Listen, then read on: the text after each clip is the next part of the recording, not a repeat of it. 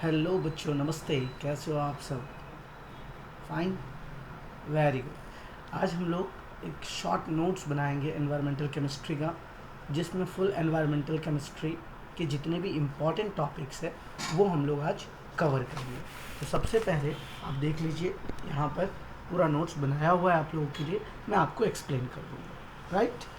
तो environmental chemistry क्या है? अगर कोई पूछे व्हाट इज़ एनवायरमेंटल केमिस्ट्री, तो आप लोगों को बताना है environmental chemistry deals with the study of the origin, transport, reactions, effects and fates of chemical species in the environment। मतलब हम अगर एनवायरमेंटल केमिस्ट्री के बारे में पढ़ते हैं तो एनवायरमेंटल केमिस्ट्री जो है आपका किसी भी चीज़ का ओरिजिन कैसे हुआ, उसके कैसे ट्रांसपोर्ट्स होते हैं, उसके क्या क्या रिएक्शंस हो सकते हैं, उनके effects and fates of chemical species जो एनवायरनमेंट में क्या होगा उसके बारे में हम लोग को बताता है। एनवायरनमेंट का मतलब होता है सराउंडिंग्स। इसके चार मेन कंपोनेंट्स हैं: atmosphere, hydrosphere, lithosphere and biosphere. Atmosphere जो है, it is a cover of gases up to the height of 1600 kilometer from the surface of the earth. It is further divided into the four regions। आप पृथ्वी के सतह से 1600 kilometre ऊंचाई तक आप समझ सकते हो, ये गैसेस का एक कवर है जिसको चार भाग में बांटा गया है। यहाँ पर वो चारों भाग के नाम मैं आपको बता देता हूँ: ट्रोपोस्फेयर, स्ट्रेटोस्फेयर या ओजोनोस्फेयर, मीसोस्फेयर और थर्मोस्फेयर। ट्रोपोस्फेयर का हाइट जो है पृथ्वी तल से 10 किलोमीटर ऊंचा तक है। स्ट्रेटोस्फेयर का हाइट 10 से 50 किलोमीटर, मेसोस्फेयर का हाइट 50 से 85 किलोमीटर तक और थर्मोस्फेयर का हाइट जो है 85 से 500 किलोमीटर तक है। यहाँ पे जो टेम्परेचर का रेंज होता है ट्रोपोस्फेयर में 15 डिग्री सेल्सियस से लेके -56 डिग्री सेल्सियस तक। जहाँ पर पाए जाने वाले गैसेस जो है वो है nitrogen, oxygen, carbon dioxide, water vapour. Stratosphere में हम अगर बात करें तो वहाँ पर टेम्परेचर -56 डिग्री से लेकर के -2 डिग्री सेल्सियस तक रहता है। वहाँ पर जो गैस पाए जाते हैं नाइट्रोजन, ऑक्सीजन, ओजोन और वहाँ पर निसेंट ऑक्सीजन एटम भी पाए जाते हैं। अगर हम मीसोस्फेयर की बात करें तो वहाँ का जो टेम्परेचर का रेंज है वो -2 से लेकर के -92 डिग्री सेल्सियस तक है। और वहाँ पर जो गैसेस स्पीसीज़ है नाइट्रोजन, ऑक्सीजन, O2+, NO+, ये सारे गैस आपको मीसोस्फेयर में मिल जाएंगे। थर्मोस्फेयर की बात करें तो वहाँ का टेम्परेचर -92 डिग्री से लेकर के 1200 डिग्री सेल्सियस तक है। और वहाँ पर जो गैस पाए जाते हैं that is O2+, O+, NO+, electron minus. ये सारी चीज़ें आपको एक टेबल के फॉर्म में इसलिए बताया गया कि एटमॉस्फेरिक का जो डिवीज़न है वो किस तरह से हुआ है, ये ओरिजिन आप लोगों को पता होना चाहिए। हाइड्रोस्फेयर की अगर हम बात करें, hydrosphere is the part which contain water in the form of oceans, reverse, lake etcetera and it covers 75% of the earth surface. आप लोगों को पता है पूरी पृथ्वी में 3/4 पार्ट जो है किस चीज़ का आप लोगों को पता होगा? 3/4 पार्ट वाटर ही है। 3/4 पार्ट का मतलब हो गया 75% अर्थ जो है वाटर से कनेक्टेड है। Lithosphere consist of solid components like soil, rocks, mountain etcetera. Lithosphere में जो पाए जाते हैं ये सारी चीज़ें। बायोस्फेयर जहाँ पर कोई भी लिविंग ऑर्गेनिज्म रहता है, इंट्रैक्ट होता है इन सारे स्फेयर से, लिथोस्फेयर, हाइड्रोस्फेयर और एटमॉस्फेयर से। एनवायरमेंटल पॉल्यूशन किसको कहेंगे? Any undesirable change in the surrounding which has harmful effects on living beings is called environmental pollution। कोई भी अनवांटेड या अनडिज़ायरेबल, आप इस तरह से कह सकते हो कि कोई भी चीज़ जो हमें नहीं पसंद है, जो हमारे वातावरण को ख़राब करता है, जो हमारे वातावरण को क्या करता है? ख़राब करता है, उससे लिविंग बींग्स को हार्मफुल इफ़ेक्ट्स होते हैं, तो उसको हम लोग एनवायरमेंटल पॉल्यूशन कहेंगे, राइट। अब आ जाइए टाइप्स ऑफ पॉल्यूटेंट्स। कितने तरह के पॉल्यूटेंट्स हैं? वैसे जनरली यहाँ पर दो तरीके के बताया गया है, प्राइमरी एंड सेकेंडरी और biodegradable and non biodegradable. Primary pollutants are those which remain as such in the environment after their formation like nitrogen oxide, NO, nitric oxide, sulfur dioxide, nitrogen dioxide, whereas secondary pollutants are formed from primary pollutants like peroxy acetyl nitrate, ये सब इस तरह हैं जो आपको, देखिए primary और secondary के बीच में क्या डिफरेंस है। प्राइमरी पॉल्यूटेंट्स जो है वो अगर आप एनवायरनमेंट में किसी भी चीज़ को ज़्यादा दिनों तक छोड़ देते हैं तो ये इस गैस का फॉर्मेशन करता है, nitric oxide, sulphur dioxide, nitrogen dioxide. और इन तीनों के डाइऑक्साइड से जो अदर गैसेस प्रोड्यूस होते हैं उसको हम लोग सेकेंडरी पॉल्यूटेंट्स कहते हैं, जैसे पान, पैरोक्सी एसिटाइल नाइट्रेट। उसके बाद है बायोडिग्रेडेबल और non biodegradable pollutants. Biodegradable pollutants का मतलब हो गया जो इजीली डिकम्पोज हो जाएं छोटे छोटे माइक्रो ऑर्गेनिज्म के थ्रू, जो नेचर में आपको मतलब जैसे कटी हुई सब्जियां का जो पार्ट है, जो अनवांटेड पार्ट है वेजिटेबल्स का, उसको हम लोग कहीं पर फेंक देते हैं तो वो अगर इजीली जो है सॉइल के साथ बायोडिग्रेडेबल हो जाता है। लेकिन कुछ ऐसे होते हैं जो नॉन बायोडिग्रेडेबल पॉल्यूटेंट्स हैं जो डिकम्पोज नहीं होते हैं, जो बहुत ही धीरे धीरे धीरे और इवन वो लिविंग ऑर्गेनिज्म को हार्मफुल भी पहुंचाते हैं, जैसे DDT, plastic material, heavy metals etcetera. अब आ जाइए एटमॉस्फेरिक पॉल्यूशंस के बारे में।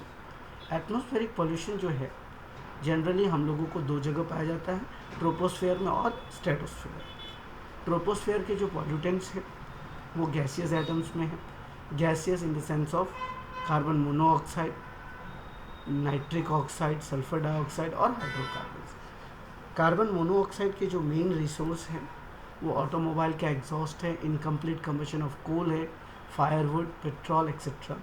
इनका जो इफ़ेक्ट्स है they are very highly poisonous to the living beings because of its ability to bind to haemoglobin of blood to form carboxy hemoglobin which reduces the oxygen carrying capacity of blood. It causes headache, weak eyesight, nervousness and cardiovascular disorder. Nitric oxides की बात करें, जब lightning होती है, bacterial action होगा, combustion of fuels in motor vehicles and power plants होगा, तब जाकर के नाइट्रिक ऑक्साइड का फॉर्मेशन होता है। इसका जो इफेक्ट्स है, nitrogen dioxide damage the leaf of plants and retard the rate of photosynthesis. It causes acute respiratory diseases in children and it is very harmful for the living tissues, textile fibers and metals. Sulphur dioxide की बात अगर हम करें,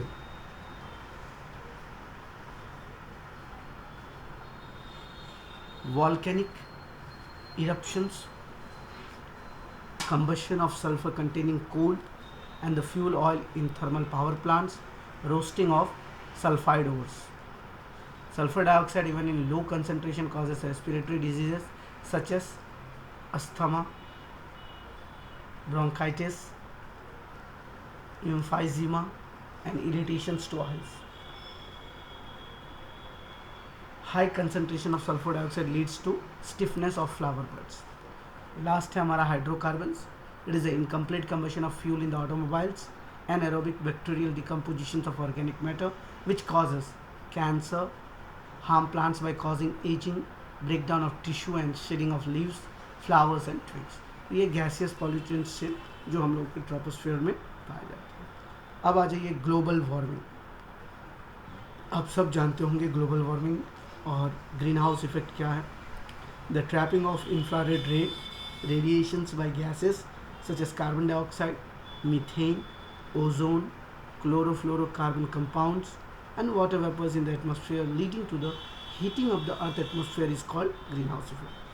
The increasing in concentration of greenhouse gases which lead to increase in average global temperature which further may lead to melting of polar ice caps, flooding of slow lying areas all over the earth. This is called global warming.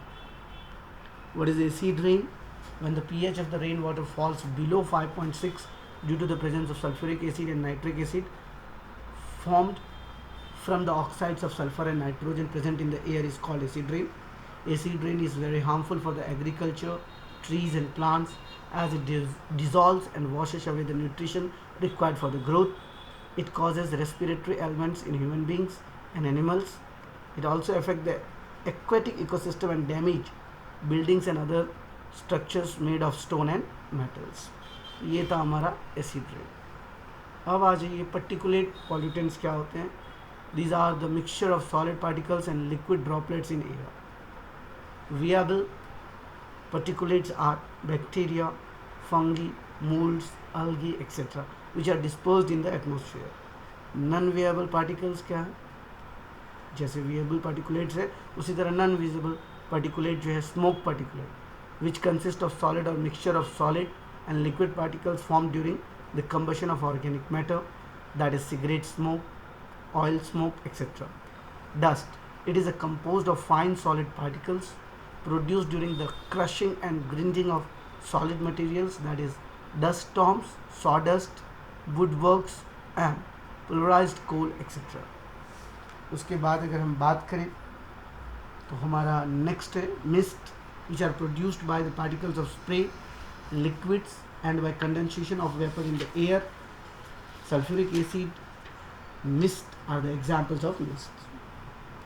Fumes की बात करें, fumes are obtained by condensation of vapors during sublimation, distillation, boiling points and other chemical reaction. Generally organic solvents, metals and metallic oxide forms fume particles. The word smoke is derived from smoke and fog. There are two types of smoke, classical and photochemical. Classical smoke occurs in cool and humid climate, whereas photochemical smoke occurs in warm, dry and sunny climate. Classical smoke is a mixture of smoke, fog and sulfur dioxide. Photochemical smoke is a mixture of nitrogen dioxide and volatile organic compounds. Classical smoke is also known as reducing smoke and photochemical smoke is known as oxidizing smoke. Now let's come to the point stratospheric pollution. That was troposphere and these are stratospheric pollutants, that is called ozone depletion. You all know ozone layer, that's O3, which is present in the stratosphere, which prevents us from the ultraviolet radiations which is reaching to the earth's surface and thereby protecting humans and other animals from its harmful effects. 99.9% or 99.5% of ultraviolet radiations are prevented by this ozone layer. It is a dynamic equilibrium which exists between the production and decomposition of ozone molecule. When O2 is treated with OV, means ultraviolet ray, then it becomes O plus O. Oxygen nascent atoms are formed and this nascent oxygen atoms when reacts with oxygen molecule, it gives you ozone, which is a dynamic equilibrium which we have studied in the chemical equilibrium chapter. The main reason of ozone layer depletion is there the releasing of carbon chlorofluorocarbons compound, which are also known as freons. In stratosphere they get broken down by ultraviolet radiations, releasing chlorine free radicals which further reacts with ozone to form chlorine monoxide radicals and molecular oxygens. तो बच्चों जितना भी तुम लोगों ने hydrocarbon chapter पढ़ा है सब का यूजेस देख लो यहाँ पे कैसे होता है. तो दो तरह का तुम्हारा था जहाँ पर मनुष्य जो है गंदगी फैला सकता था. एक था तुम्हारा ट्रोपोस्फेयर, दूसरा था तुम्हारा स्ट्रेटोस्फेयर. ट्रोपोस्फेयर में तुमने एयर पोल्यूशन फैलाया, स्ट्रेटोस्फेयर में भी तुमने एयर पोल्यूशन ही फैलाया, जिसकी वजह से किस तरह से हमारा ये जो पॉल्यूटेंट्स है उससे हमारे नेचर को जो नुकसान पहुंचता है वो हमने देखा. अब बात करेंगे हम लोग वाटर पॉल्यूशन का. वाटर पॉल्यूशन कितने लोगों को पता है? What is water pollution? सब लोगों को पता होगा. What is water pollution? It is the contamination of water by foreign substances resulting from human activities which make it unfit for drinking, domestic, industrial and agriculture uses. What are the major water pollutants? आपको पता भी होगा. There are some micro organism which is present in the domestic sewage, organic waste, that is domestic sewage, animal excreta and waste, decaying animals and plants discharged from food processing factories, plant nutrition as a chemical fertilizer, toxic heavy metals, industries and chemical factories, sediments, erosion of soil by agriculture and strip mining, pesticides, chemicals used for killing insects, fungi and weeds, radioactive substances, mining of uranium containing minerals, heat water use for cooling in industries. तो ये सारे water pollutions और उनके sources थे. Biochemical oxygen demand, BOD का नाम सुने आप लोग? It is the amount of oxygen required by bacteria to break down the organic matter present in a certain volume of a sample of water is called BOD, that is biochemical oxygen demand. It is a measure of the amount of organic material in the water. Next is eutrophication, the process in which nutrients in rich water bodies support a dense plant population which kills animals' life by depriving it of oxygen and result in subsequent the loss of biodiversity, which is known as eutrophication. International standards for drinking water, आप लोग याद होगा कि हम लोग जो पानी पीते हैं तो पानी में कितनी मात्रा में क्या होना चाहिए, अगर आप लोग को याद होगा, so fluorides must be less than 1 particle per million, lead must be less than 50 particle per billion, sulfates must be less than 500 particle per million, nitrates must be less than 50 particle per million. ये international standards for drinking water के ratios हैं. अब हम बात करेंगे soil pollution का. तो soil pollution is defined as the buildup in the soils persistence toxic compounds, chemicals, radioactive materials or disease causing agent which have adverse effects on plants growth and animals health. इसके जो main sources है pesticides, insecticides, herbicides, fungicides. These are the chemicals which are used to kill or stop the growth of unwanted organisms. However, they adversely affect the health of human beings directly or indirectly.